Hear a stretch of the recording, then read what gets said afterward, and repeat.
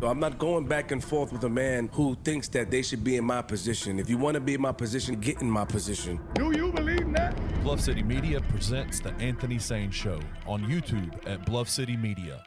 Stepping up to the microphone is your host, Anthony Sain. Acknowledge me.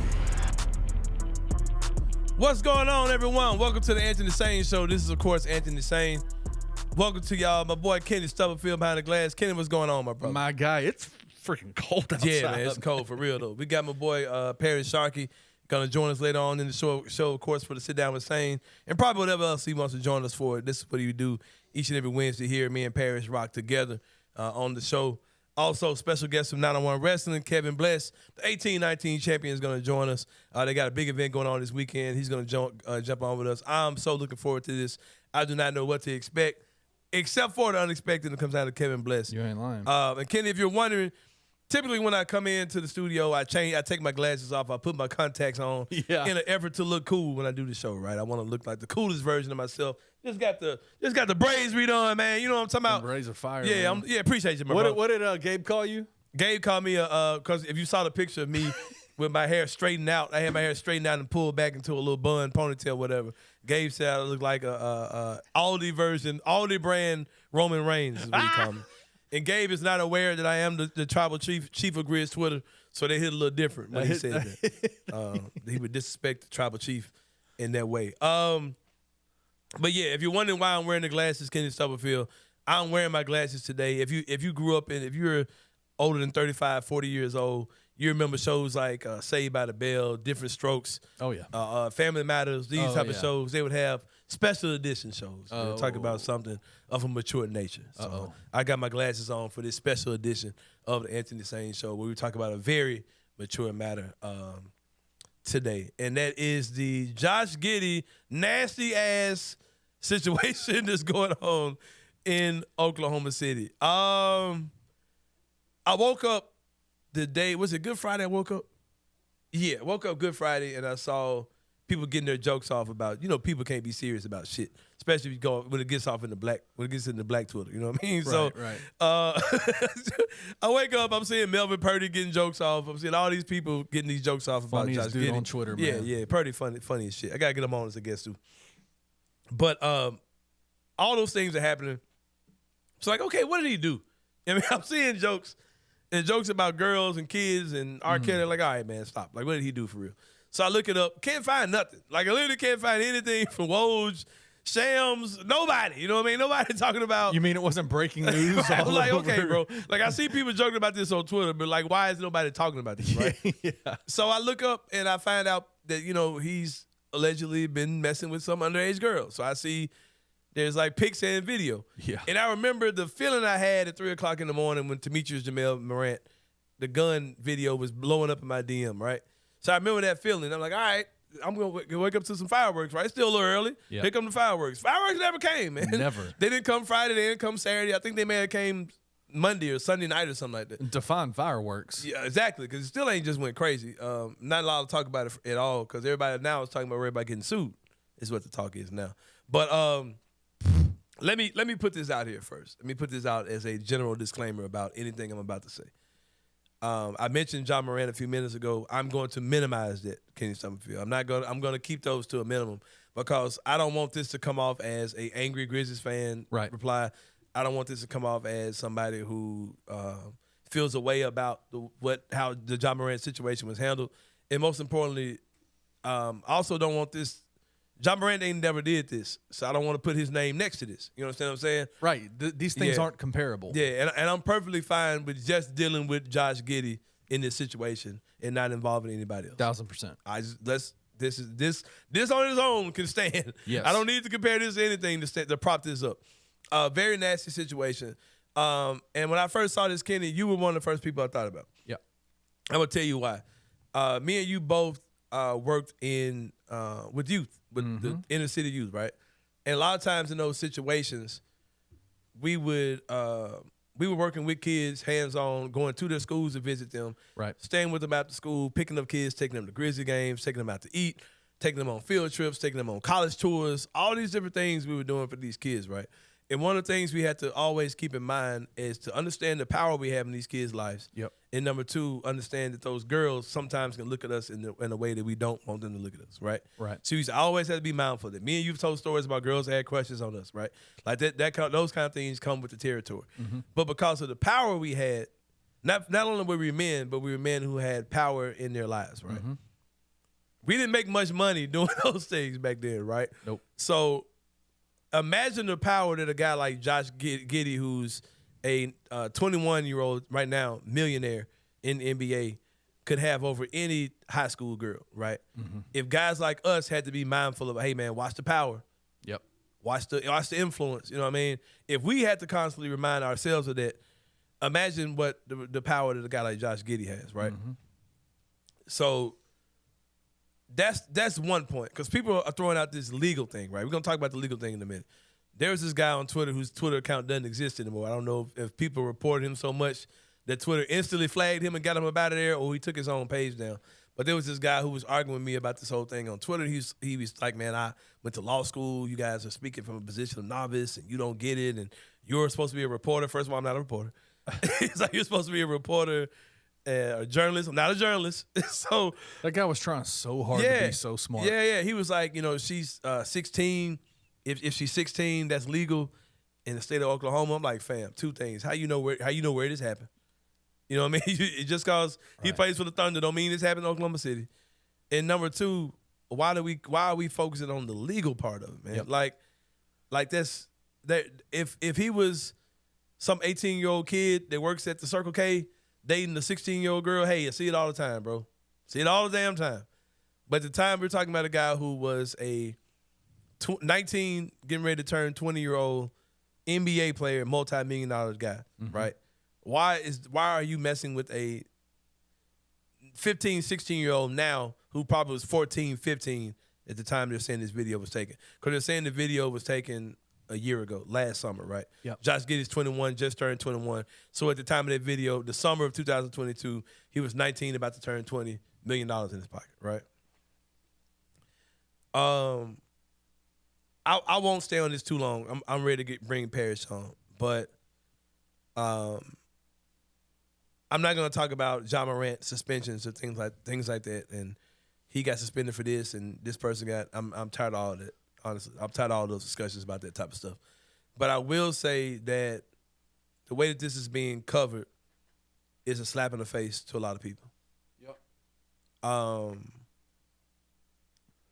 But I'm not surprised. No. Because in this country, man, young girls are over-sexualized. The look of youth or being underage is over-sexualized.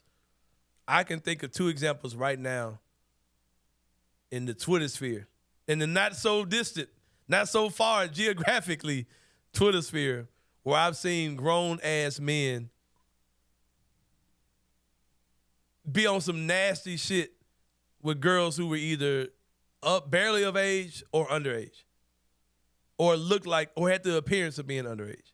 Right. And I've seen nasty shit, man. Yep. I've seen that from national media members. I've seen like just weird energy when it comes down to girls who are underage or give the obvious appearance of being underage. Right. I remember watching a Brooke Shields documentary, the preview for, a trailer for it, right? And Brooke Shields was reminding people, y'all were talking about I was like the ideal beauty and I was a model and all these things. She's like, I was like 13 years old. Yep. I was a little girl. And there were people talking about how gorgeous I was. People were talking about how beautiful I was when I was a kid.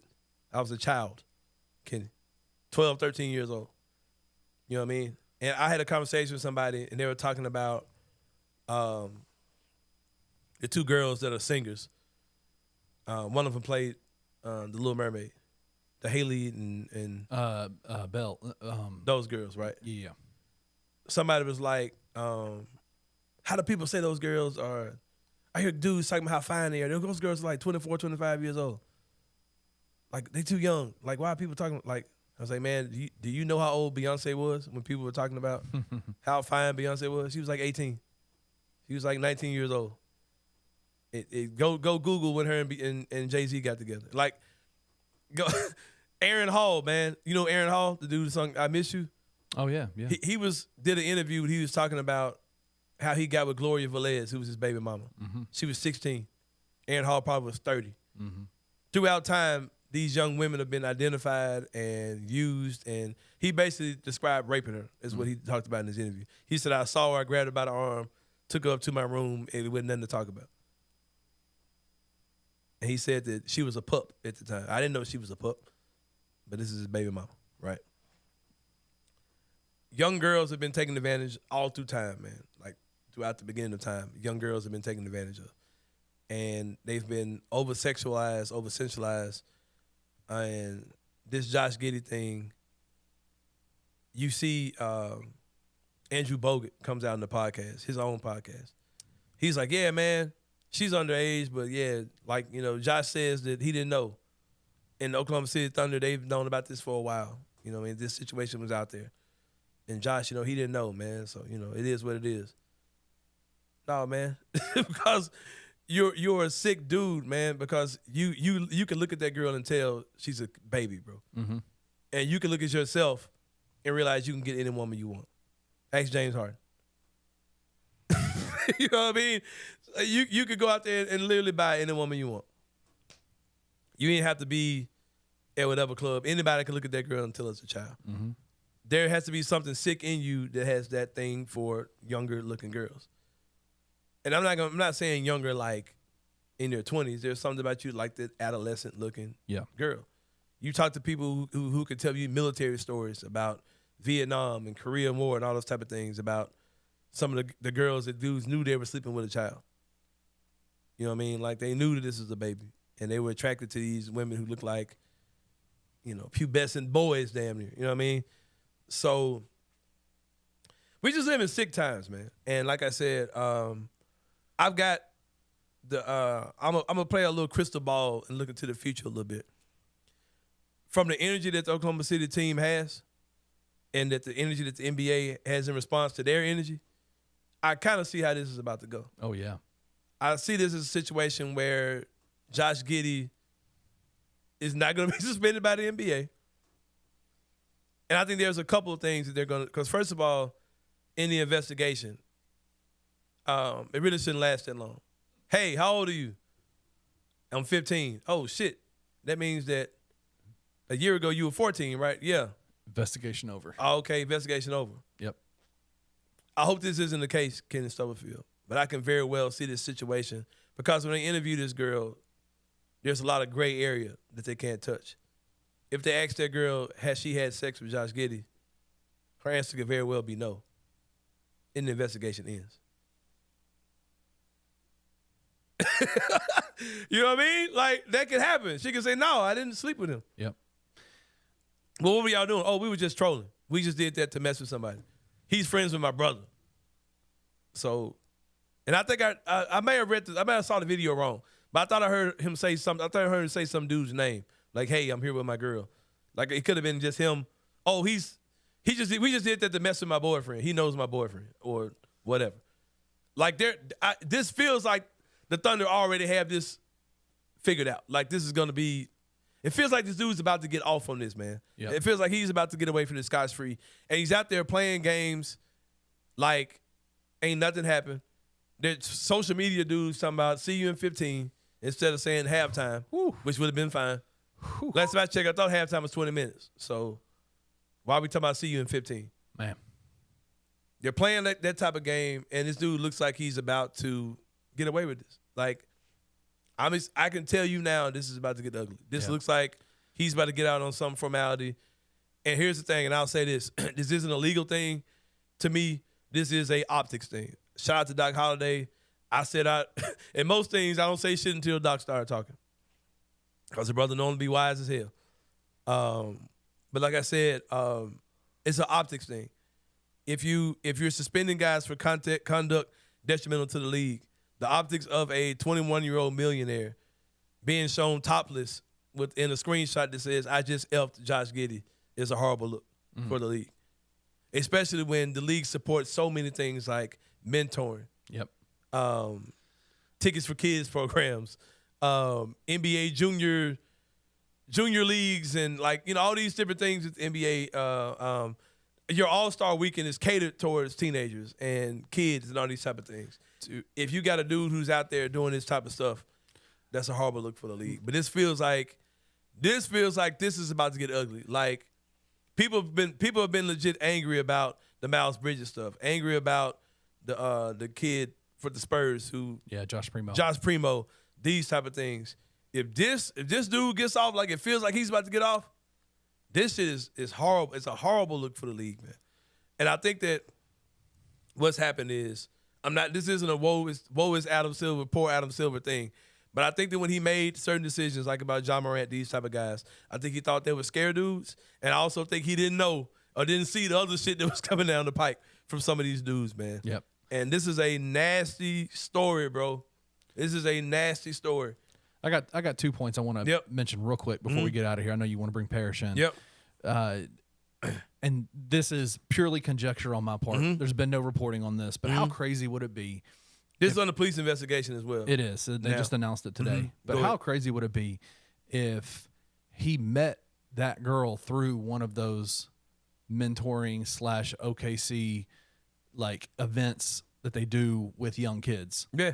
Like that would be what if? Like that would be wild. That's something that the league does all the time, man. The NBA is known for. We talk about it all the time, especially when we talk about like U of M basketball, U of M football. You reach into the next generation, so you do these things to get teenagers, high school kids involved in your thing, social media, all those type of things to try to get that next generation. You can't have one of your a guy that you've propped up. Like I talk about media plants. This dude is a media plant. Yep. Josh Giddey is one of those dudes that have forced in front of us, man. Yep. NBA All-Star Weekend, he's mic'd up doing, the rookie sophomore stuff. You know what I mean? All these different things. Josh Giddey, they've kind of put him out in that media plant thing like I told you about. And for him to go out there and do what he's doing, man, and I heard it was out there, man, but no comment. Nah, man, this is about to look bad. This is about to look bad because it feels real get offish, man. It feels real. He's about to find a loophole to get out of this. And the second part about it, the second point that I wanted to make is, as I started to see some of the interactions that you were having, that other people that were as disgusted as you were when the story started coming out, the defenses that I saw, the people that were running to defend this story, it reminded me a lot of a story that happened over the summer. Yep. And that's the Sean Toohey and the Toohey family and Michael Orr. Because that was the defense that a lot of people gave. Your whole commentary that you were giving during that whole time period was, I don't care about the legal side of things. The moral, ethical, this is morally messed up. Mm-hmm. That's where, that's what it's just so weird to me when you run to defend somebody and the only defense you have is legally he did nothing wrong. Right. Like that is just such a weird defense. Yeah, it just shows you how nasty this country is, man. Yeah, bro. Like how nasty this country is. And why doesn't everybody get that same level of defense? Yeah. Legally what he did, and I'm not trying to bring Ja into this situation either, but legally, why wasn't he given that same type of leeway? Right. Legally, he didn't do anything wrong. Yeah. But everybody throw the book at him. Because that's another reason, another thing with that, man, is that John Morant looks like the image of fear that this country is creating. You said it, man. And Josh Giddey doesn't. Josh Giddey doesn't. You can make that a racial thing if you want, but Josh Giddey does not look like the face of fear. That's it. I do the whole media plant joking around thing, but you look at a Tyrese Halliburton. He's a black man that probably will be given the same type of grace that Josh Giddey was given because he doesn't look like the image of fear. John Morant does. Mm-hmm. He's darker skinned. He's a little bit more boisterous. He's got dreads. He does the rapidy rap stuff. Shout out to him at the Rod Wave concert, which also became news in the middle of this Josh Giddey shit. Crazy. Oh, man. Wild stuff, man. Wild stuff. But I hope that there's not many things that I pray about, man, but I pray that the truth comes out in this, and this is dealt with appropriately, man. And in times like this, like I said, the nasties come out. The people who probably had a similar life to this, probably did similar things to what Josh Giddey has done. It's a common thing, man. There are young girls being groomed all the time. There are dudes who... That's the perfect word for it, Anthony. Yeah. It's dudes who have been grooming girls all like this. This happens all the time, man. All the time. There are dudes who they make friends with these girls that are underage. I remember a girl when I was in high school. She got married. The day she turned 18, she got married. Yep. And her boyfriend was some dude that had already graduated. I remember this, bro. Yep. It happens all the time. These guys make friends with these young girls, don't really touch them too much, don't really do too much to them, but they marry them early when they're young like this, and then you look at them, they're functioning adults, but you didn't realize that 3 to 4 year age difference with the husband's, 45 and the wife's 41, you don't realize that they were 18 and 14. Like, you don't realize that part. You know what I mean? So a lot of people who are speaking out, that's their situation, man. You see it all the time. So, yeah, man, we'll take a break. Heavy stuff to talk about just then. Y'all know I'm not going to be 100% serious about too much of nothing. But heavy stuff for sure with this whole Josh Giddey situation. About to take a break, man. When we come back, my man, Parish Sharkey is here like he's here every Wednesday for the sit down with Sain. Hopefully we'll get more from him as the day goes on. We're about to take a break. When we come back, man, we'll do that and more here on the Anthony Sain Show. See you guys in a minute.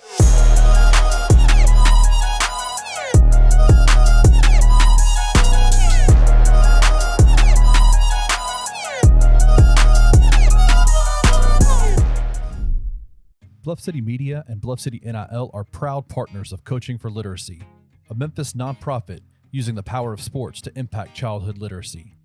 When you donate to Bluff City NIL through Coaching for Literacy, your gift is 100% tax deductible. This partnership is a win-win-win. Tiger student athletes win in the NIL landscape. Coaching for Literacy wins by engaging Tiger student athletes in this monumental cause. And most importantly, elementary students in Memphis receive support to become strong readers. To donate today, visit coachingforliteracy.org/bluff-city. Were you surprised they weren't in the top 25? I know it doesn't matter when we say it all the time. I mean, yes. I don't get it. I mean, like, you doubted them all off season, and then you see that they go to Mizzou, win by 15 on the road in front of a sold-out crowd against Dennis Gates' coach team. And I think Dennis Gates is a hell of a coach. Yeah. Usually has a good damn game plan. They did it without their head coach and Penny Hardaway. Rick Stansberry is on the sideline. It's like, if you don't see the upside of this team, I think you're blind. If the Tigers just handle business against Alabama State on Friday, which I totally expect them to, who knows who's going to lose in the top 25? They'll probably just get in by winning the game. By winning a game and somebody else losing. Yeah, that's it. But no, this team, as far as the AP poll is concerned, they should be in it, but whatever. They got 53 votes. A lot of people had them in their top 25. They missed it by that much, barely. Tune in to On the Bluff with Christian Fowler and Gabe Kuhn every Tuesday at 12 p.m. on the Bluff City Media YouTube channel.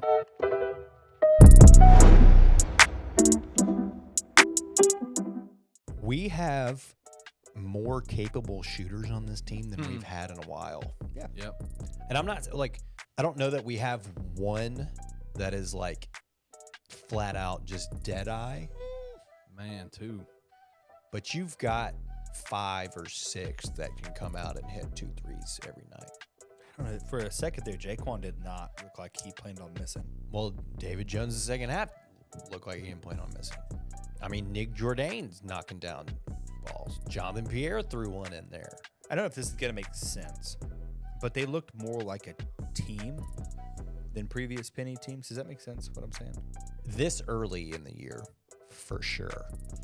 I think you come second half of the season, every Penny team to date has looked like a team playing together, roles defined. But to the point, it's taken a chunk of the season to get to that point.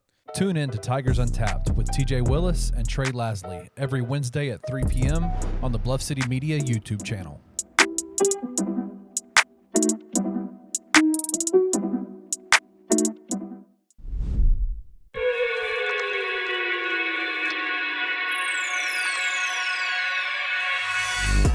All right, y'all, welcome back to the Anthony Sain Show. This is the segment we call the Sit Down with Sain with my guy, Parish Sharkey.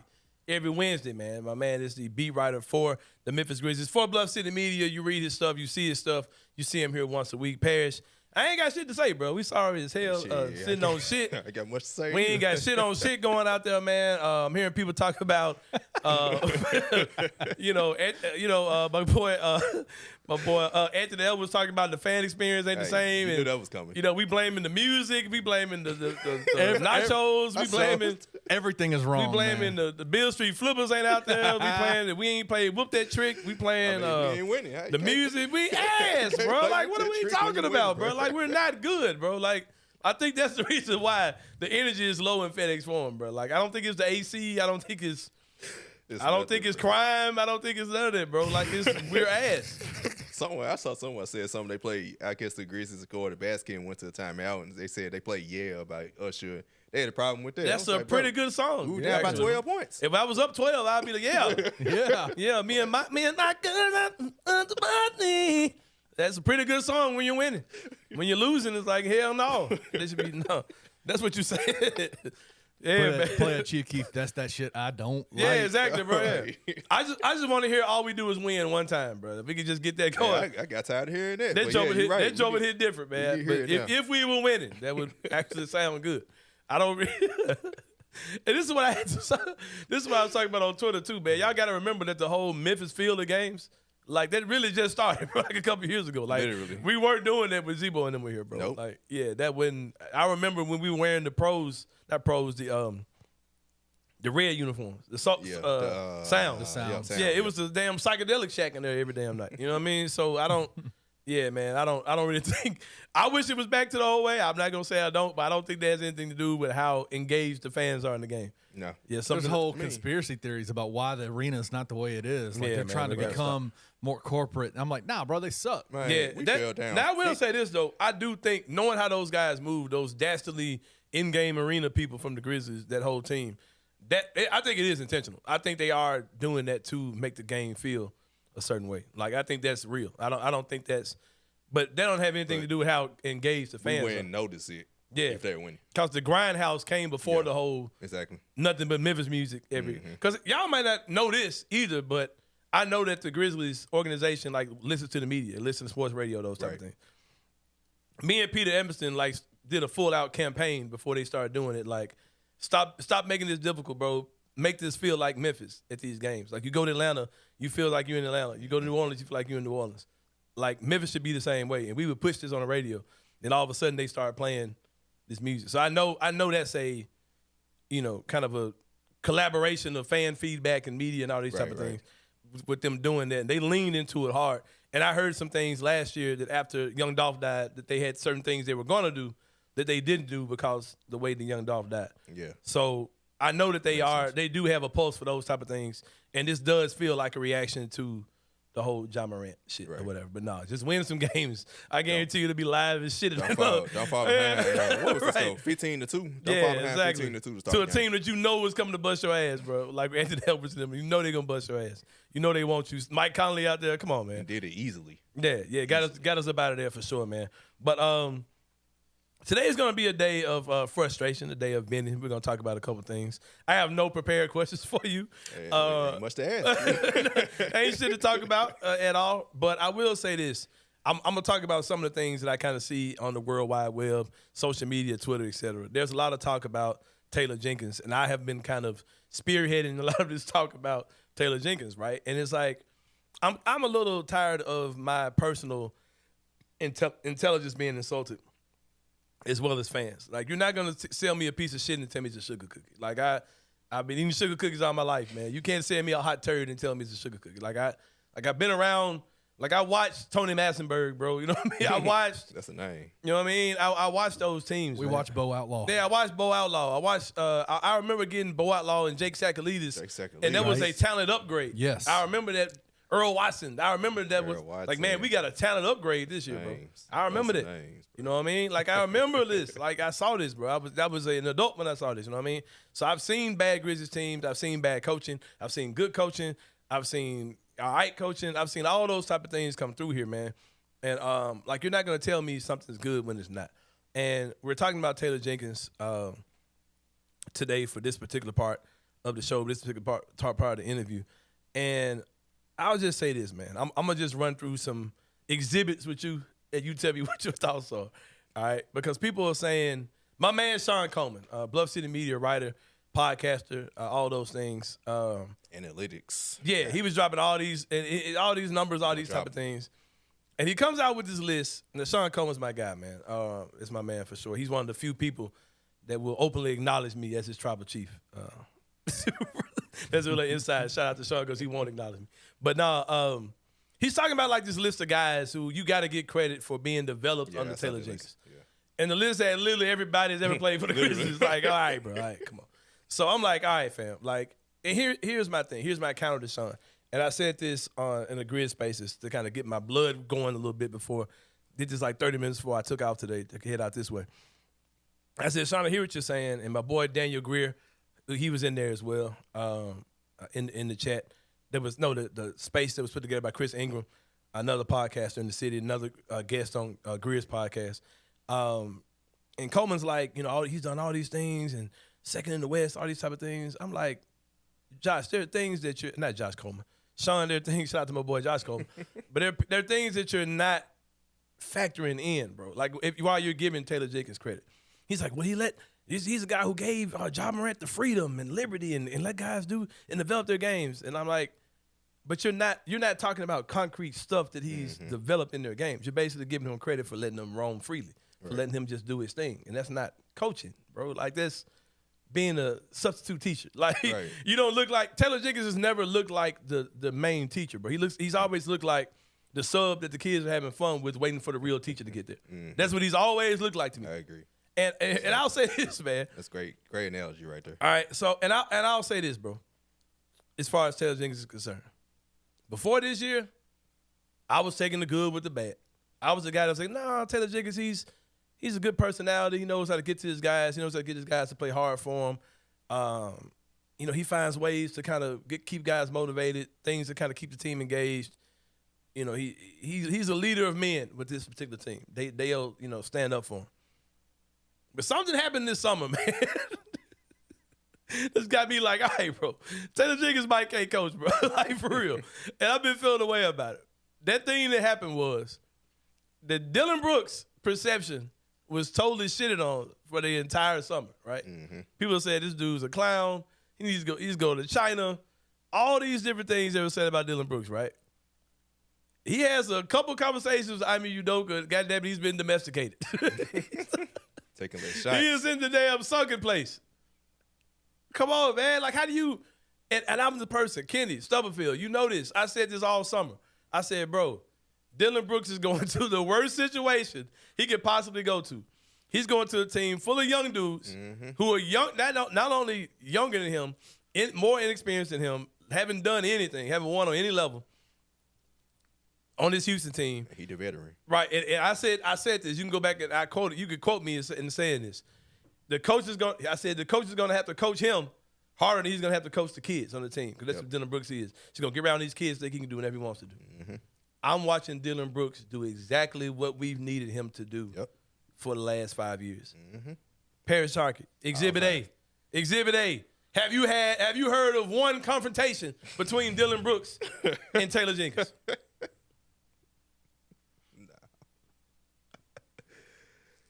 Nah.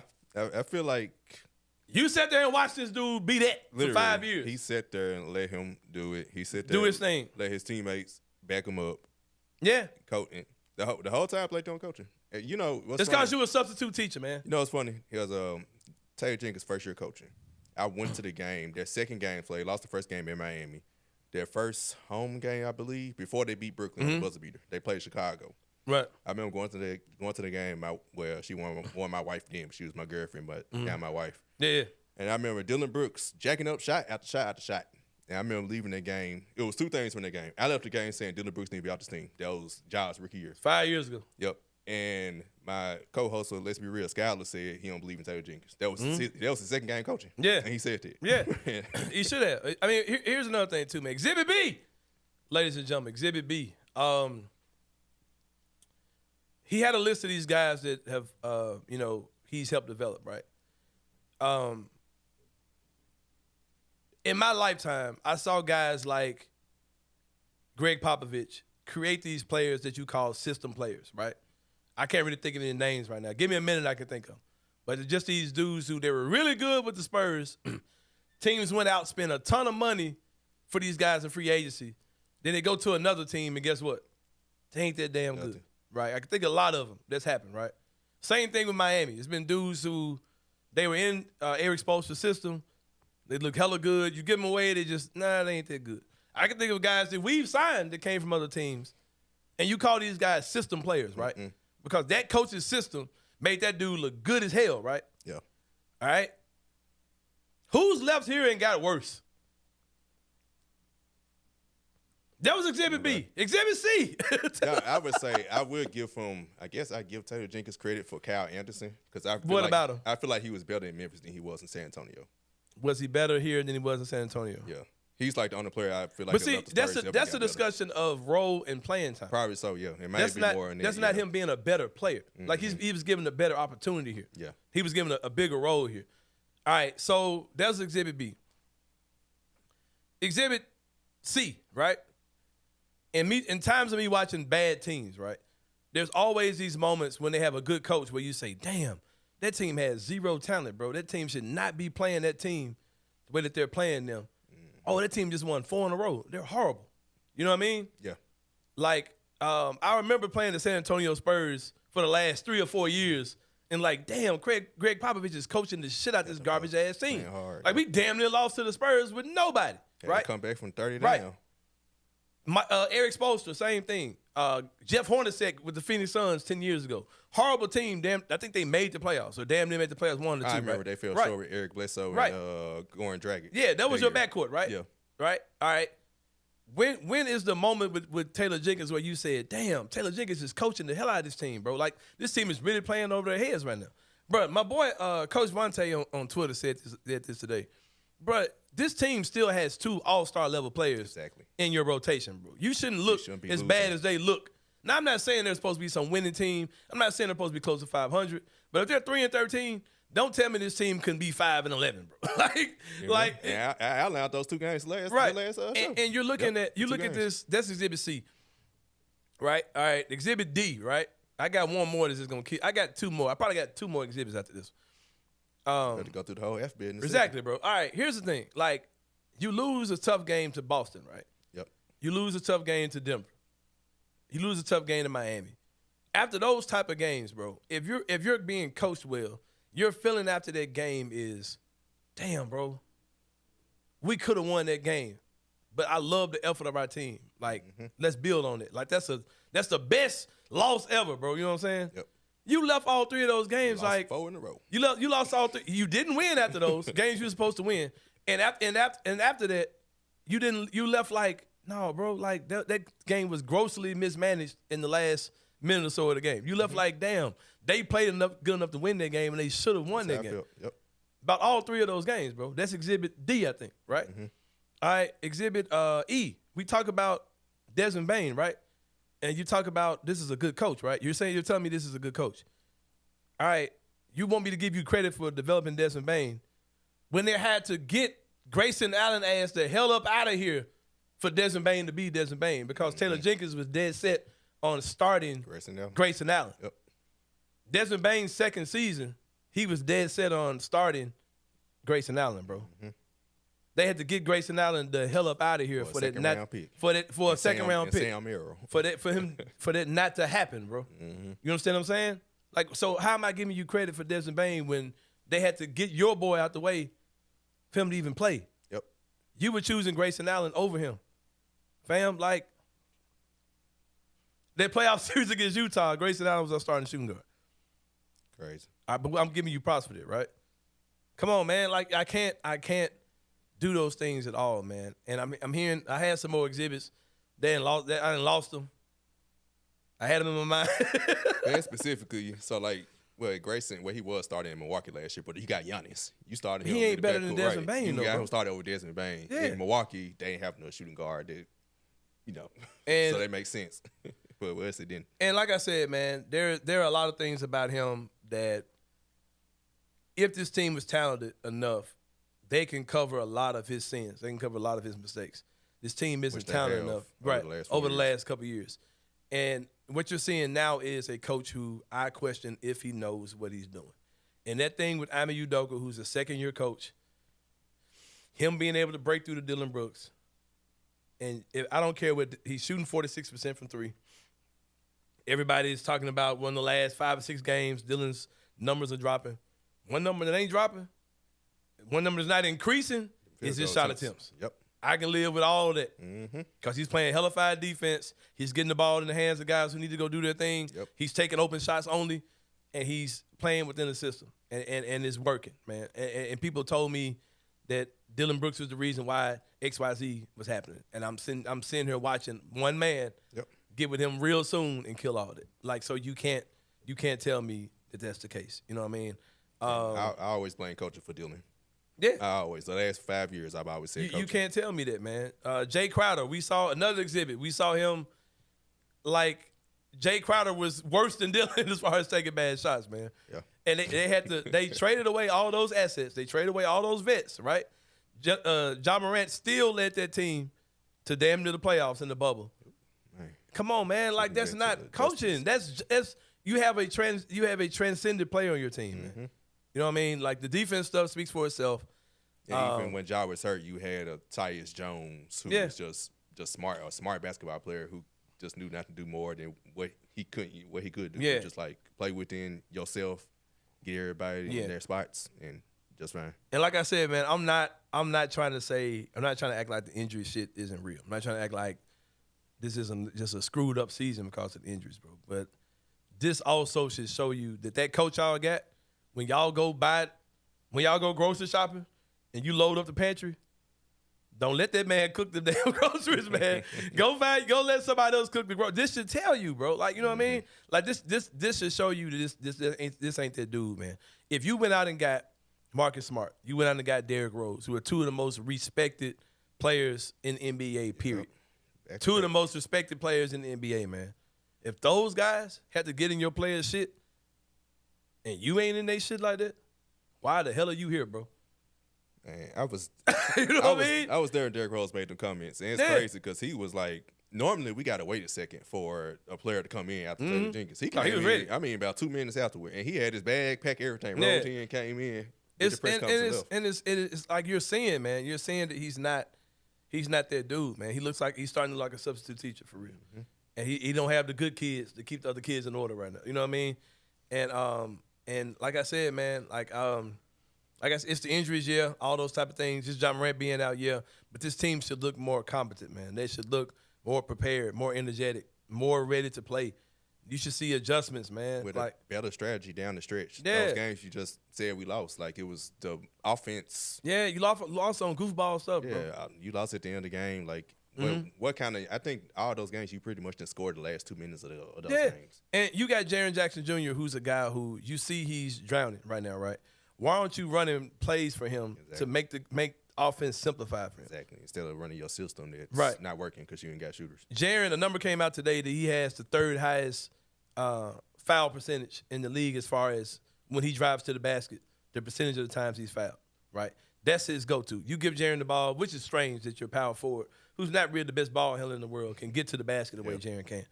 But you should be able to design, knowing that that's a fact, you should be able to design more plays to get Jaren to the basket. You should be able to design more high pick and roll plays where Jaren's the playmaker and he's able to score easily. He's able to play off instincts and score easily. Like, it shouldn't be that hard for him to get buckets. You know, you should be running more plays for him. And, oh, man, I don't know what exhibit this is. I think this is F or G. I don't know. F. One of them. Another one of them jumps, for real. This is the final exhibit. Don't tell me this dude is a good coach. Don't tell me this guy is the coach of the future. When you had to go get St. Francis Hospital, Methodist South, St. Andrews, St. Patrick, St. Stephen's. A dude, I don't even know this dude is real. I saw the man drink a cup of water. His goddamn throat started sizzling because he was a damn robot. He forgot he was a robot, man.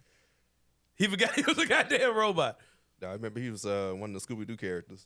Exactly. Shout out to Daniel Greer. Shout out to Daniel Greer. Don't tell me that Taylor Jenkins is a good coach when you had to go out and hire a coach to make a half-court offense for this team. That's still not working. That's still not fucking working. It was actually got worse. Don't tell me that Taylor Jenkins is a good coach. You had to go hire a coach to cover the stuff that he don't know how to do. Another exhibit that just came to my mind. What's this, G? I don't know. For goddamn. Which was H for hell out of here. Or F for F out of my face. Bro, don't tell me.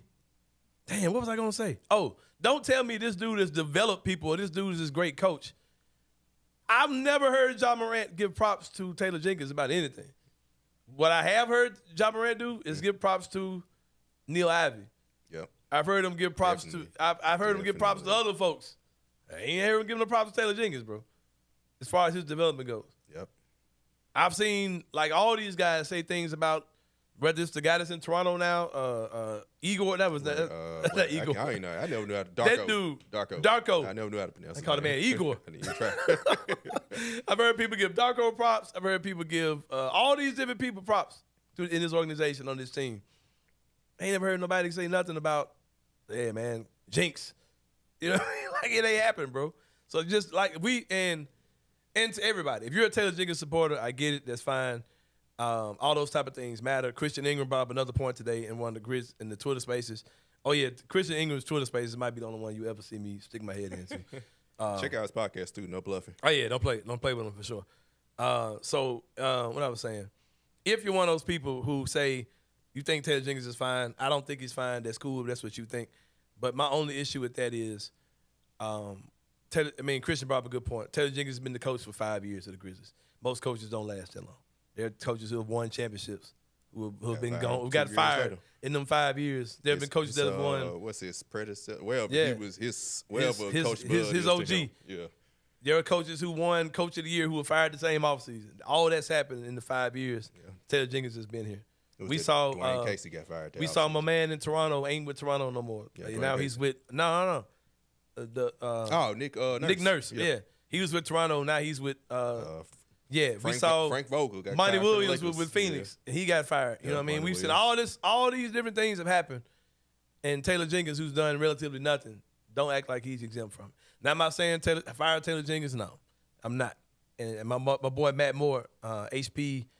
Whatever his thing is on Twitter, paroxysm on Twitter, Matt Moore, he was asking me, are you saying they need to fire him? No, I'm not saying they need to fire Taylor Jenkins. I saw that coming. If they did, I wouldn't lose no sleep, though. Like, I wouldn't be like, what are y'all doing? No, I wouldn't, all right, now what y'all about to do? And the reason why I wouldn't even get too excited about it is because I don't really trust this front office to coach the new, to pick the new guy. Do I trust y'all to even find the Yeah, Taylor Jenkins is the guy that they brought in who came in with them. He literally came in fresh with his front office. They hired their coach. He's definitely a company man. They all had this lock and step thing where it's one band, one sound type thing. Mm-hmm. I doubt they'll be able to find who their guy is. They're not going to go find somebody who's an experienced coach who can speak his own mind. The best coaches is those type of right. coaches. They're going to find somebody who's a fourth assistant on somebody's bench. Mm-hmm. And it's going to be someone else that they can bring in who feels like they can kind of run them because they've never had a head coaching job. It's not going to be somebody who will come in and say, all right, man, y'all don't know what y'all are talking about. Yeah. All right. They're not going to hire in most situations, we'll go to the break on this, and I'll say this. In most winning situations, the mentality in the locker room is the coach and the players against the front office, right? That's typically how it works. Whether that's a good cop, bad cop, fake scenario.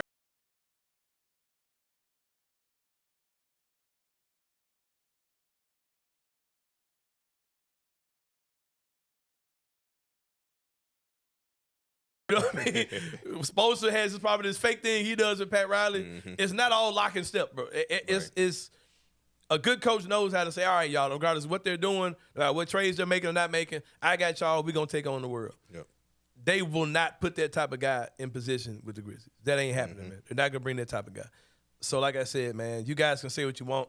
Don't insult people who know the game, who know basketball. It's not that difficult of a game, bro. You don't have to have a rocket science background to figure this stuff out, man. Also, it's basketball. Two things can be true.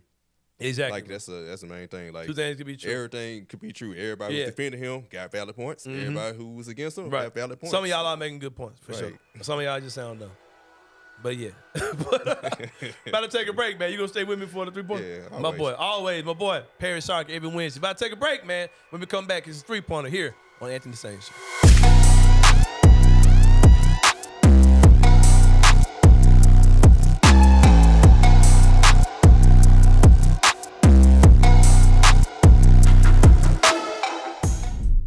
I've already already brought it up once before. I'm going to bring it up again, and I hope the entire coaching staff is listening. Can you guys stop the dumb shit with the offsides where the offensive line doesn't move at all? I don't know. You say that. It doesn't change the outcome of the play, and Seth is literally running for his life, and then it's a free down already. Let's try to get something out of it potentially. How many first downs did they get with that? I don't care how many they get. Seth's dying. He's already hurt. And why? What is the purpose of your entire line staying in a 3-point stance the whole play? Well, They're offsides. Just try to do something.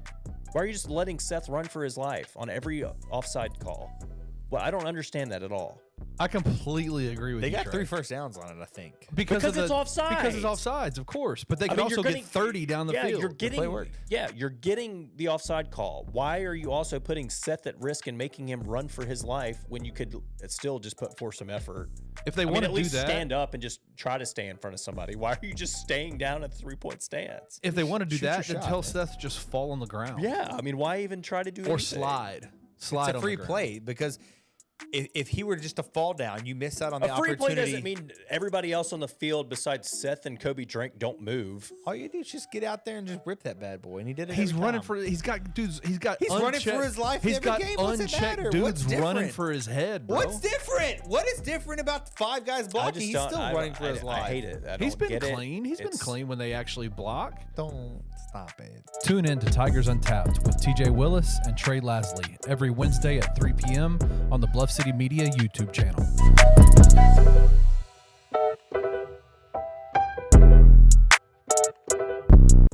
I think he's in a space where he realizes you want to win championships, you want to be a part of a big-time college football, you have to spend more. We have to get money donors for the $50 million. You have to get money donors for NIL. Like, I think he wants that to be the forefront. What he said here, though, did not convey that message in any meaningful way. I don't know what this quote does to help his case with those particular fans or with fans as a whole. I get it why you're not supposed to go after a fan base, why you're not supposed to trash a fan base, and I don't think it was the best move. But I will say, and this is probably where I'll differ from most people, it is good to hear Ryan like kind of get a little bit fired up. Yeah, show a little fire. I get you. Tune in to On the Bluff with Christian Fowler and Gabe Kuhn every Tuesday at 12 p.m. on the Bluff City Media YouTube channel.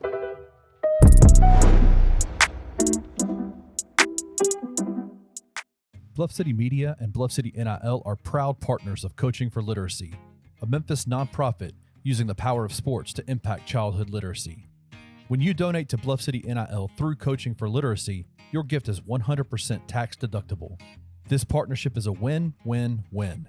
Tiger student athletes win in the NIL landscape. Coaching for Literacy wins by engaging Tiger student athletes in this monumental cause. And most importantly, elementary students in Memphis receive support to become strong readers. To donate today, visit coachingforliteracy.org/bluff-city.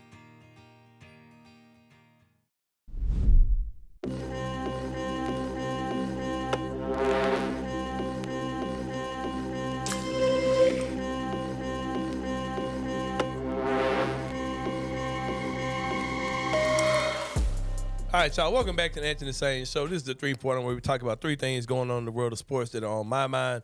Number 1, Ryan Silverfield. His Tigers wrapped up the regular season, getting ready for this bowl thing.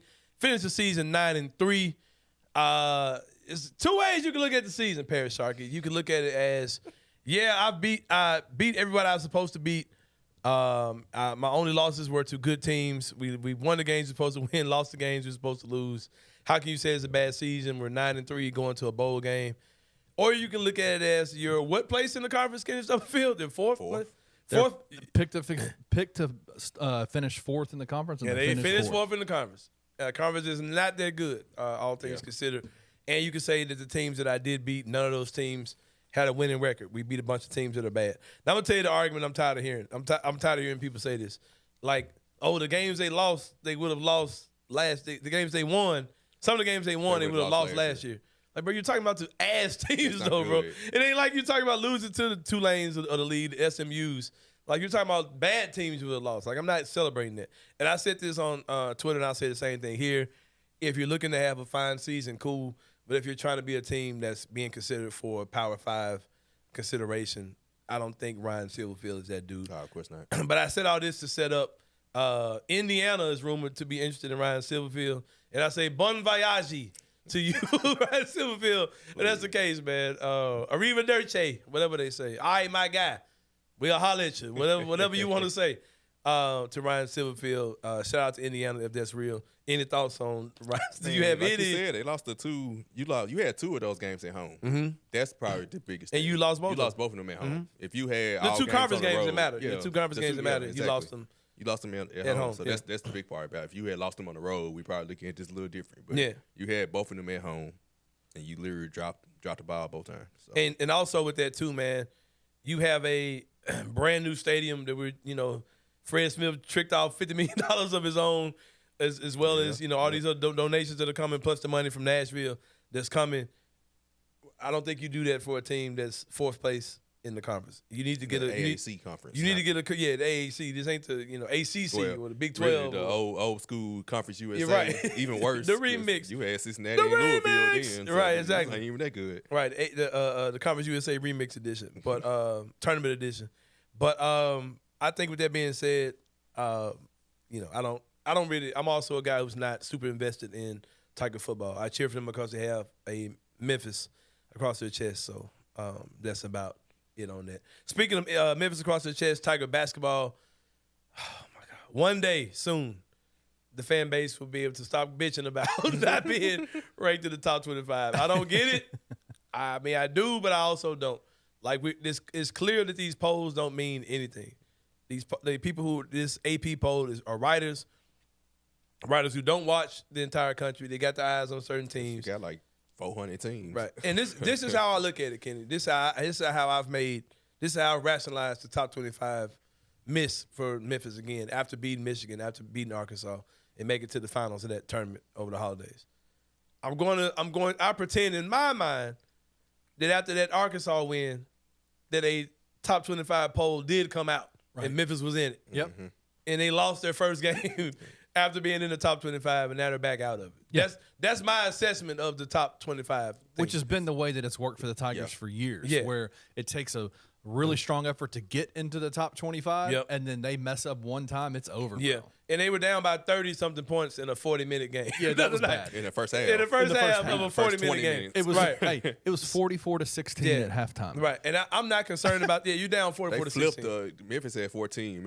Villanova flipped it. They had 41. And there were people who probably casted their vote at the half. They were waiting for the garbage time exactly comeback right. by the Tigers. Their vote was already in. So, with that being said, man, I think that this Tiger basketball team is fine. Those type of things happen.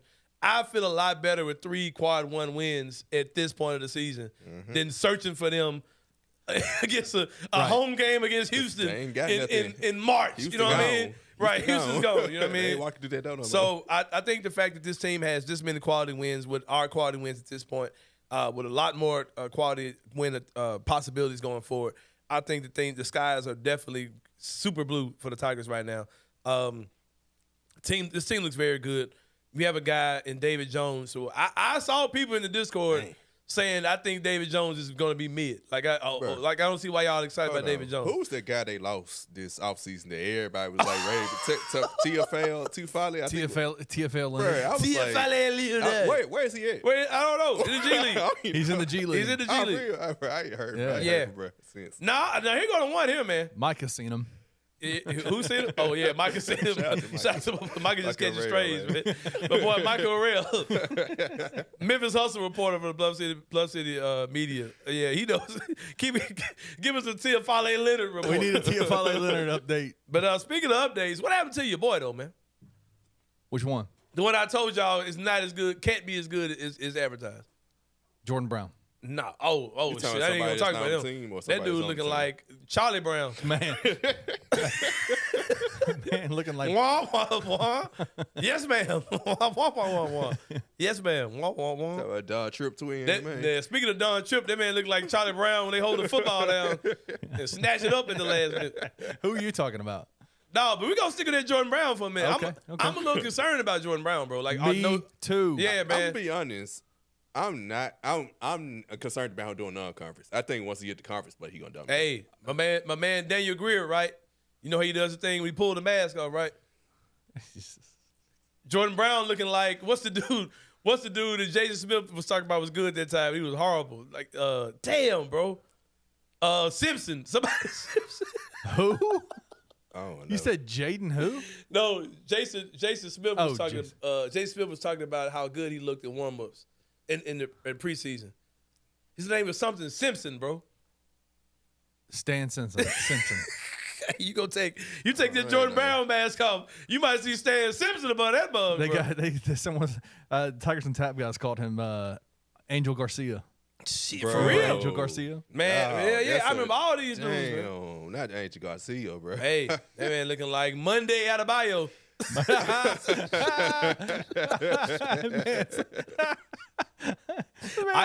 Why Sunday out of bio catching some strays in this podcast? That man is like, shit, goddamn ice cream Sunday Adebayo. That's what he look like. He look out of shape as hell, bro. Oh, he is. He ain't, nah, man. That dude. That's the problem. Nah, that dude ain't it, man. But here's the problem. trimmed up at the He's been barbershop. here for 3 months, man. Yeah. Like, I don't care how much couch sitting you did during the Bruh. summer. You've been here 3 months. You was bro. out of shape against Lester Quinones and them. Right. And Not yeah. the Bahamas, the The Dominican DR Yeah. trip. What's my boy name who went out for 40? What's his name? Should I just say his name? David Jones. Little P-head dude, David Jones. David Jones, like, damn dude, you was fat with last time. You was fat when we played y'all last, bro. Man. How you still fat? Nah, man, nah. I don't know, but hey, he got a whole season to turn around, but that dude is not looking like that dude. You talking about a dude that was like what? Like named like best mid-major player in the country or some shit? He was a freshman All-American for Stanford freshman year. Then he went to Louisiana, used to be Lafayette, but now it's just Louisiana, and was a Lou Henson Award winner. Yeah. Averaged 18 and 12, Man, 19 like and 12. And John bro, Henson Award winner, Muppet baby. Somebody said, we were talking about it last Muppet. night. We were talking about it last night. They were like, he had 7 and 4. And I'm like, and he worked his ass off for that 7 and 4. Yeah. Wow. No, man, I don't know about dude. I'm gonna tell you somebody else. I would not let y'all hype me up. I said, nah, bro, I don't believe it. Cause that dude's 6'9" and can shoot threes like that. He's an NBA player. Man, Who I'm talking about? Who I'm talking about? Jonathan Pierre. Jonathan Pierre, weird ass. Bro, Told y'all, man. last week. That dude ain't getting in the game. Bro. Told y'all, bro. Like, no, bro. That dude, like, no. If you're 6'9", you can shoot threes, that but you're an NBA player. Like, that's not. No, you're not reserved for the Tigers. But that's Ashton not who you are. Hardaway is there. He's way. Ashton Hardaway is who y'all thought. Hey, Pierre. Listen. Hey, you ain't lying. Yeah, he can shoot. It's been a wild. It is coming into it. Hey, I got his recruitment was wild when he announced that he was in the portal. He had like 100 something offers, and everybody was offering him. Man, look. Everybody. And then I started hearing rumblings about him during the summer. Hey, I told y'all about these look the part dudes, man. These Zaire Williams-y, 6'9" Nah, man. Hey, I gotta make I gotta put the Tupac Juice meme up now, bro. Jonathan Pierre when Ashton Hardaway walked into the locker room with Tupac slamming the locker room. I gotta go ahead and put that out there, man. Yeah, man. But yeah, One of my favorite movies, man. yeah. But speaking of memes, Sports Illustrated It's became a meme on Twitter. The proud company. I remember I had a subscription to Sports Illustrated. I was getting the magazine sent to my house. And I remember the day, man. I'm getting emotional thinking about it. I remember the day that the Penny Hardaway Sports Illustrated cover came to my house, man. I remember I got the football phone is what came with it. I bought you get the description. I got the NFL football phone. Now I got the Penny Hardaway limited edition Penny Hardaway Sports Illustrated cover. I remember the joy of seeing those Sports Illustrated magazines come to my door, man. And I remember the pride I had when I had the opportunity to cover the Grizzlies under the Sports Illustrated umbrella back in 2019. And I don't know if I can get sued for none of this stuff. I don't know if I signed NDAs. But so I won't get into. I don't remember. I probably did. Might sign a contract that y'all read. Well, yeah, but if you read some of the stuff they're saying about this whole thing with Sports Illustrated back when they did that project with the team writers or whatever, team journalists, a lot of messy stuff. Some of that stuff is 100% true. Some of that stuff isn't, from what I've seen, or it didn't apply to me. It applied to people who came after me. But wild stuff, man. Wild story. Sports Illustrated reportedly.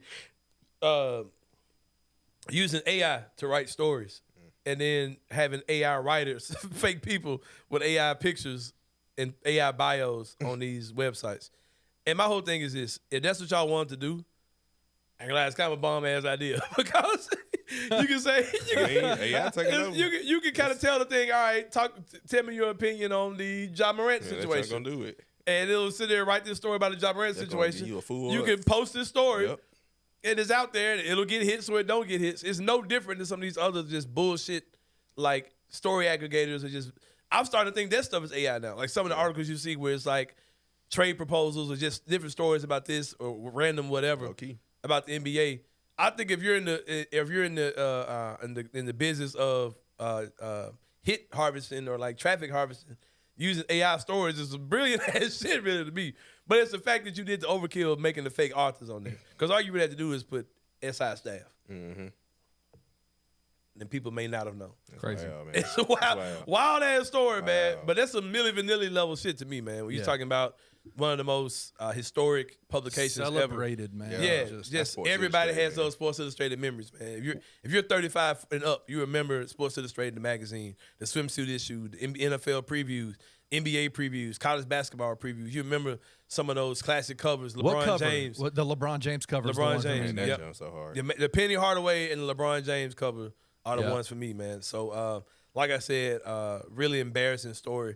I hit up some of my brethren from back in my days when I was with SI Maven. We just been laughing our ass off, man. Because some of the stuff that they talked about doing back then, stuff they said they were going to do, stuff they have done, it's just been a trip. So, pretty goofy stuff from over there at SI, man. That's wild. Yeah, we're about to take a break, man. Real quick before you move on, I got one more story for you that just broke. For real? Just broke. All right, what happened? Mark Cuban. All right. As suspect as he is when he was asking folks where they watch their streams.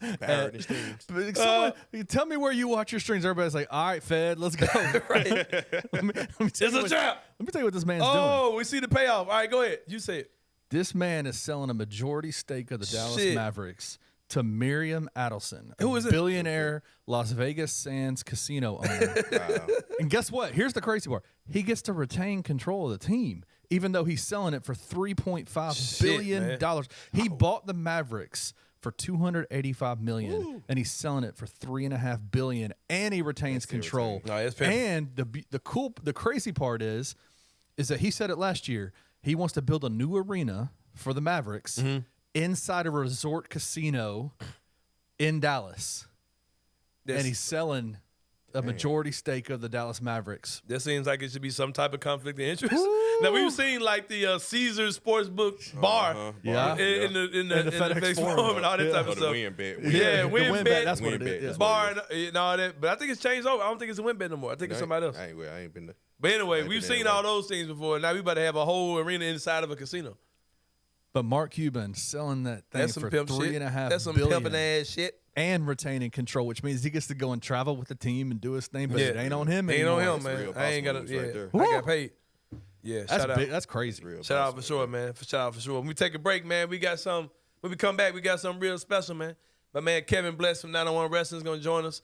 They got the 901 tournament for the belts coming this for a shot at the belt coming this weekend. My boy Kevin Bless, 18-19 champion. Now, it's a crazy thing about Kevin Bless, just to give y'all the setup. The 18-19 championship belt is not the big belt. It's the secondary belt for the league, but you can't tell him that because he's the 18-19 champion of the world. Let him tell it. I'm going to let him tell it, man. He's man, I need you to come get him, man. Man's acting crazy. Yeah, man, we come get that dude. Let's go to break. We come back. But, man, Kevin Bless is going to be in the building. Now on wrestling. We see you guys in a minute.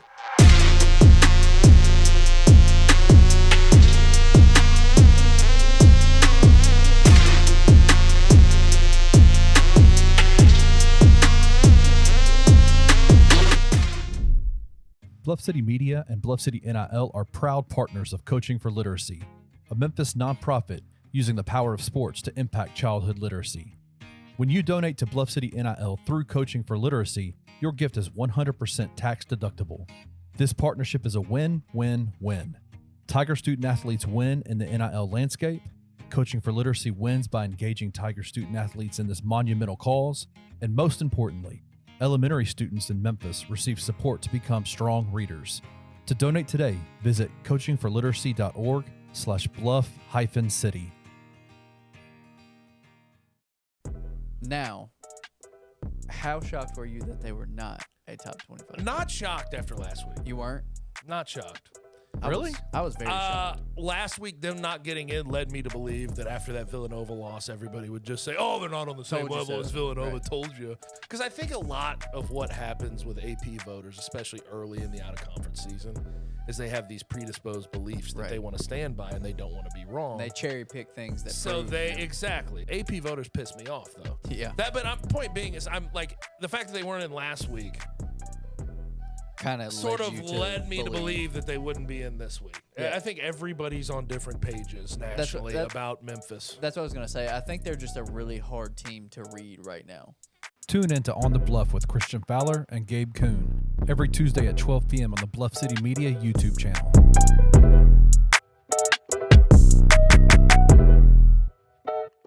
You cut the rotation down, which was good to see. Very early on, you played quite a few, but what a quote from Rick. You know, talking about the rotation in the second half, the rotation got cut down because it was time to stop experimenting and time to win a ball game. I love it. Can we get that tattooed somewhere? I wonder if they stick with that, though. I understand there's some conference games you're going to be able to play some guys. Well, you can experiment when you're up 30. Let's not experiment when we're down 10 In on such the a road. pivotal game on the road. Yeah. I know it's only the second game of the year, but it's pretty damn pivotal. Considering you don't have many of those lying around. Challenging not. road games. You need them all because you're not going to get any favors in conference. But you got a heavy dose of those four though, with Jones, Walton, Quinterly, and Mills all playing. David with the least amount, 27 minutes, when you get 33, 34, and 33 out of Mills, Quinterly, and Walton. Tune in to Tigers Untapped with TJ Willis and Trey Lasley every Wednesday at 3 p.m. on the Bluff City Media YouTube channel.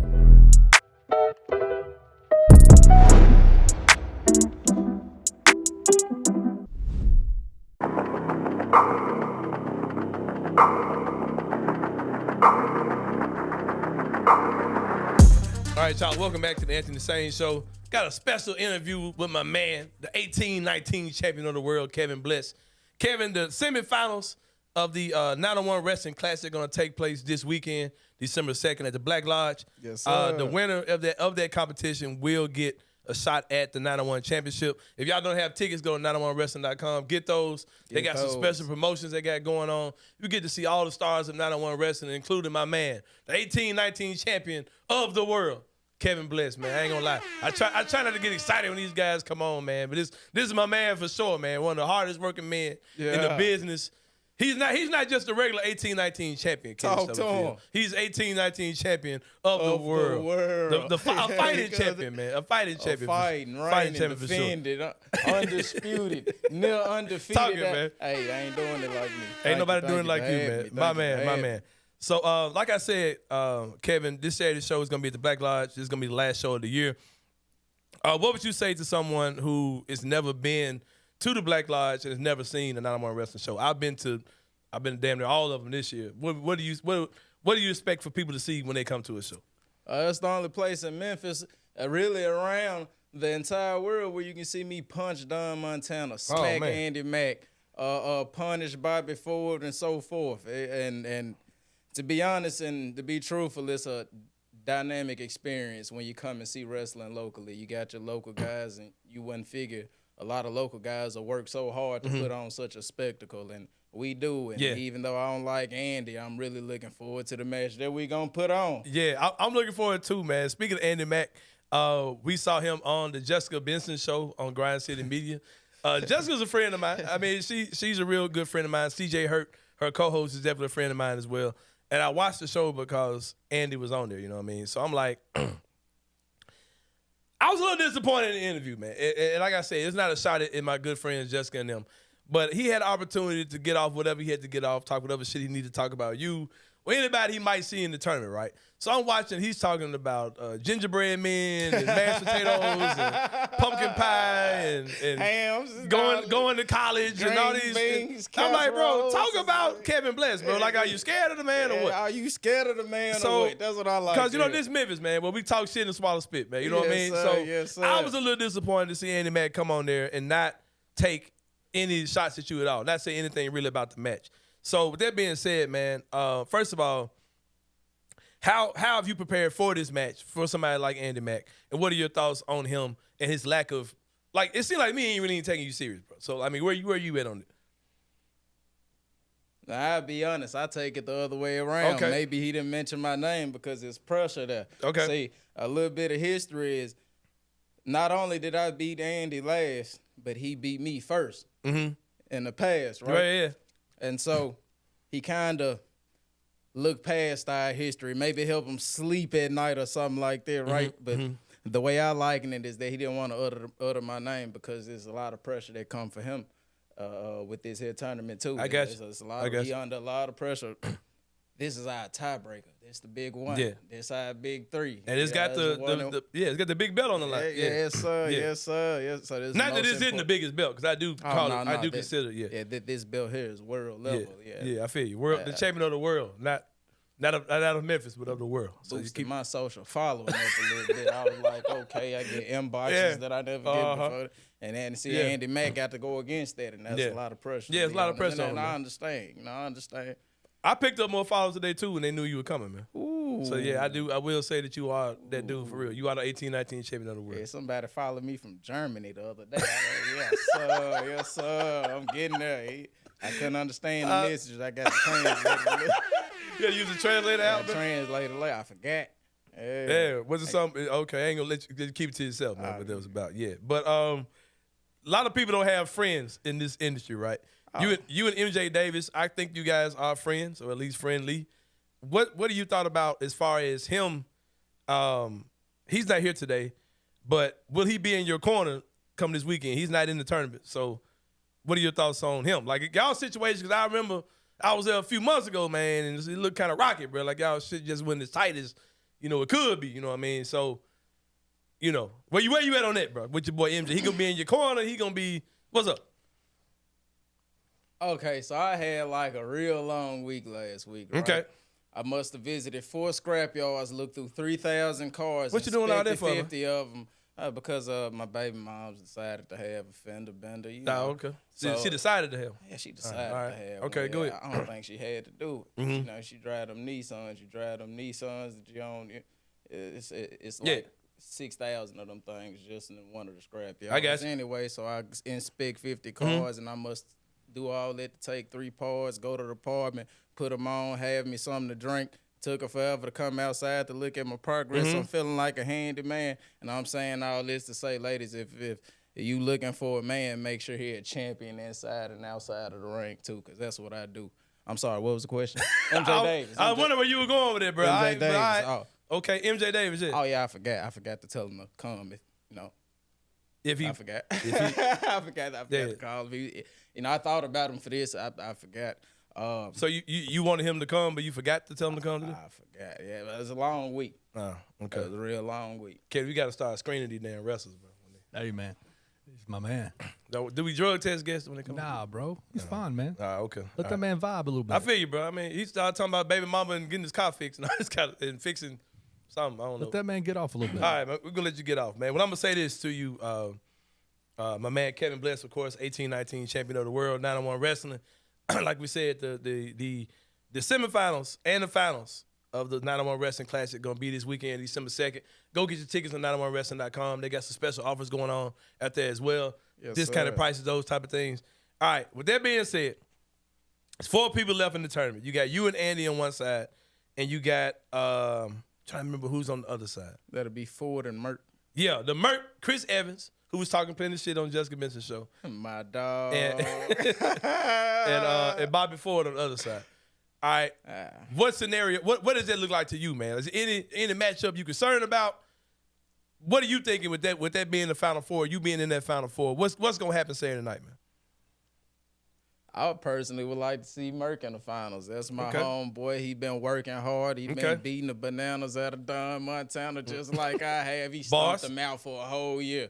He was wrecking him, beating him. Bananas out of Don Montana. Was it intentional? Was it intentional rhyme or was it? I don't know. Okay. Sometimes it flow. Anyway, but he put the boots to him. I'm talking about leaving boot prints from his shoe on Don Montana body. We laughing at him backstage. You know what I'm saying? I feel you. And he put in a lot of work, and I want to see Merck at the end. However, I can't make it like I ain't worried about Andy Mack as well.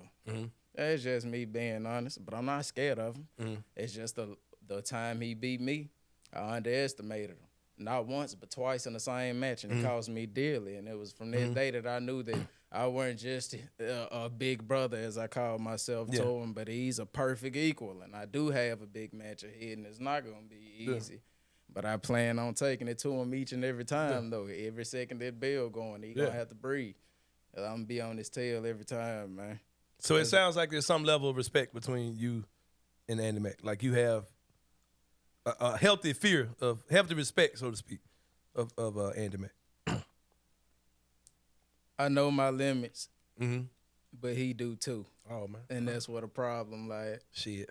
There it is then. Any final words for you, Kevin Bless, to anybody you might see on Saturday night? Yeah, I really I got respect for Andy Mack. I also wanted to say this though. He ain't the little baby face that y'all think y'all see, that good guy. That he a snake too. Who you think I learned from? Who you think slime and slither with me for all them years? That was one of my closest friends for a long time. And he the one who changed. So if he put a knife in my back, imagine what he'd do to the rest of his friends. I never liked. Maybe for about a year. As a matter of fact, I tell you what, I don't like Andy so much. Last time I shook his hand, I digged in my nose first. I had no respect for him. He kicked rocks, as far as I'm concerned. I ain't my homeboy. It was something weird before he even turned his back on me. It was like, talking, I'm like, oh, Andy. Andy. My guy. Rubbing out. Little baby, my fault, brother. I digged in my nose and I shook his hand. So you thought it was just your traditional regular baby oil, wrestler's baby oil, but they had a little booger in there. I got you. A little booger. It was big. I got you. I rubbed it on his wrist type too. And the Mac and kick rock. Oh, man. Well, he'll be kicking rocks, and we'll see kicks from Kevin Bless upside his head, more than likely, this Saturday. Go check it out, man. 901 Wrestling, Saturday, December 2nd. The 901 Classic. This is going to be this weekend, man. My boy Kevin Bless taking it easy. He ain't tripping off y'all folks, man. He feel like this is going to be a good night, successful night for him. Could possibly be the first ever man to don 2 belts in one time. They seen 2 chains. Have you seen 2 belts? They ain't never seen it before. Yeah, I like that. While they out there lifting weights, I'm out here practicing lifting 2 belts. I like that. I appreciate that. Well, y'all go check it out this Saturday, 901wrestling.com. Kevin Bless in the building. Appreciate you coming out, man. The 18-19 champion of the world, Craig. Y'all heard it. We're about to take a break. We come back. It's going to be more of the Anthony Sain Show. See y'all in a minute.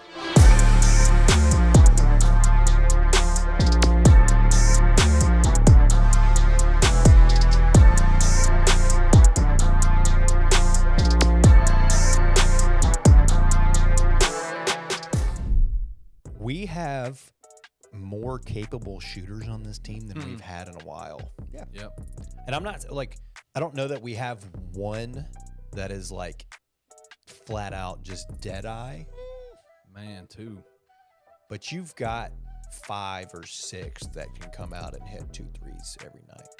I don't know. For a second there, Jaquan did not look like he planned on missing. Well, David Jones' the second half looked like he didn't plan on missing. I mean, Nick Jourdain's knocking down balls. Jonathan Pierre threw one in there. I don't know if this is going to make sense, but they looked more like a team than previous Penny teams. Does that make sense, what I'm saying? This early in the year, for sure. I think you come second half of the season, every Penny team to date has looked like a team playing together, roles defined. But to the point, it's taken a chunk of the season to get to that point. Tune in to Tigers Untapped with TJ Willis and Trey Lasley every Wednesday at 3 p.m. on the Bluff City Media YouTube channel.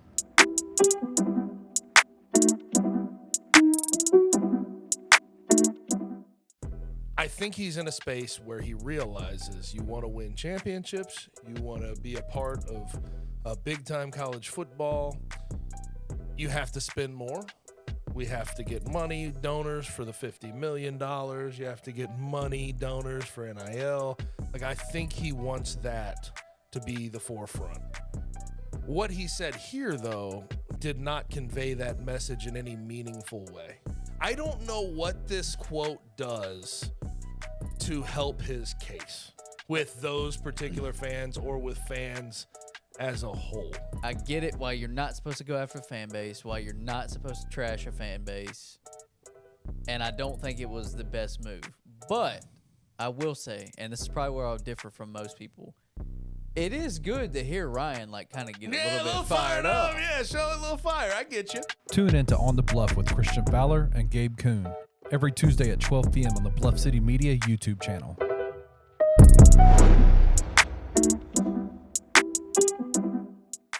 Bluff City Media and Bluff City NIL are proud partners of Coaching for Literacy, a Memphis nonprofit using the power of sports to impact childhood literacy. When you donate to Bluff City NIL through Coaching for Literacy, your gift is 100% tax deductible. This partnership is a win-win-win. Tiger student athletes win in the NIL landscape, Coaching for Literacy wins by engaging Tiger student athletes in this monumental cause, and most importantly, elementary students in Memphis receive support to become strong readers. To donate today, visit coachingforliteracy.org/bluff-city.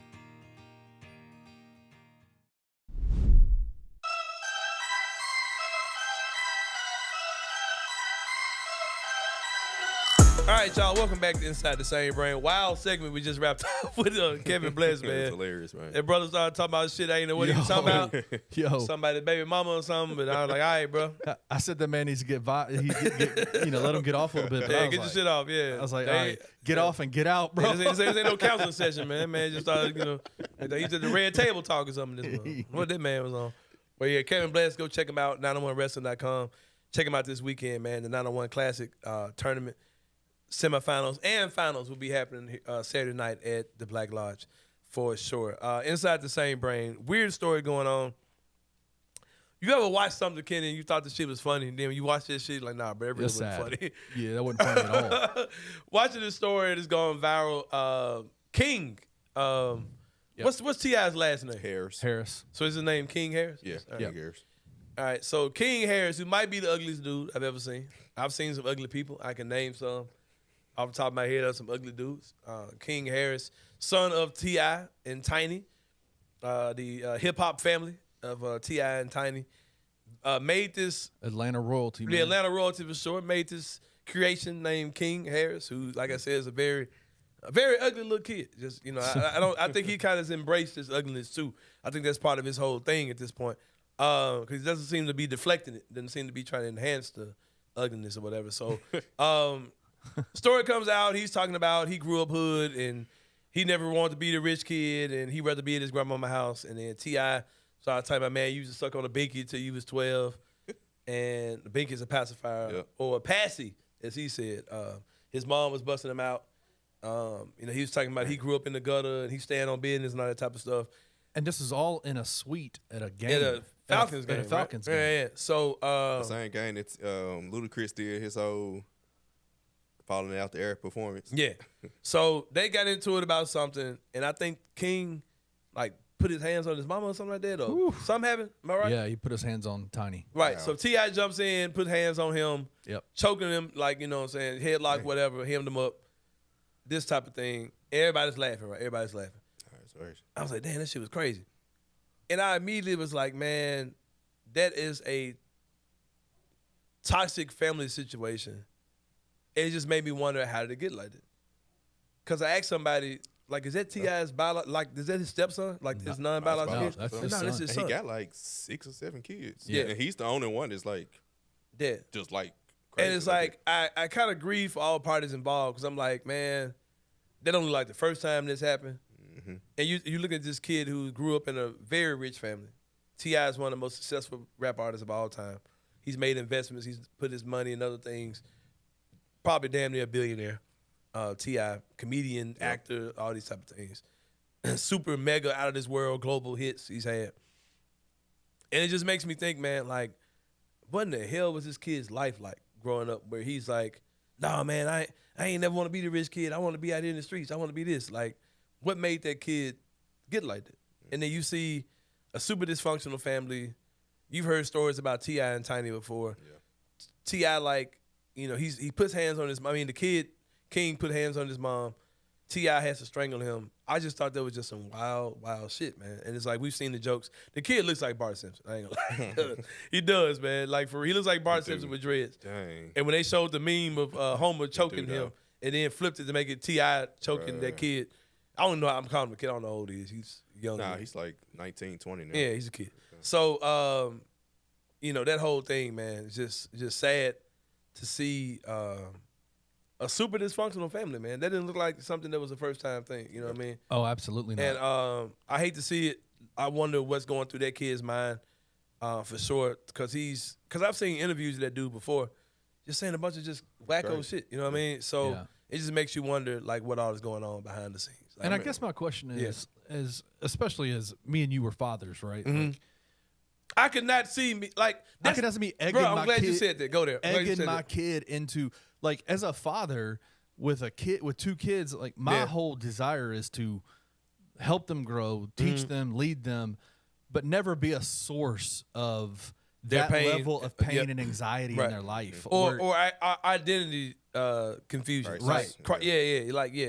And it just felt like you said this has happened before. Absolutely, because that was that's a conversation that didn't ever. It felt like everybody's insecurities were out on the table during that time.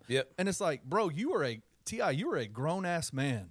Like part of being a father is not pushing your kids to feel like they have to respond that way. Yeah, that's biblical too, I think. This isn't about it. Mm-hmm. Yeah. All right, go ahead, Ken. I'm good. That's all I got. Yeah, I feel the same way, man. I totally agree with what you're saying. It's rough stuff.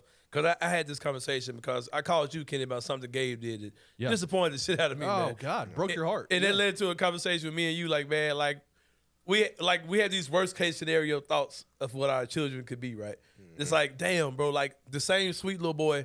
I look at my phone, like pictures of Gabe when he was a little kid, videos, me and him joking around.